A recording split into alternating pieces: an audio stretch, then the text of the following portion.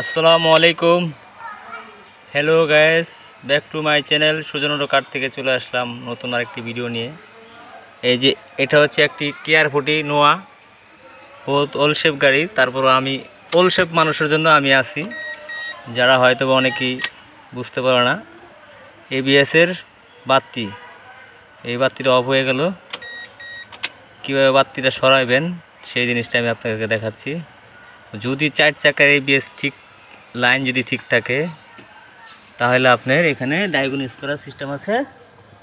এই তারটা এখানে লাগাবেন, ধরুন তো ভাই, লাগাবেন। লাগানোর পর ঠিক আছে। এখন এই যে দেখেন ফালাফালি করতেছে।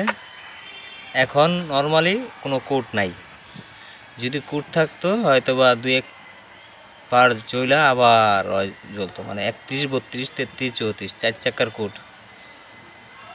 এটা হচ্ছে এখন মানে কোড নাই, তার মানে গাড়ি এবিএস ঠিক আছে।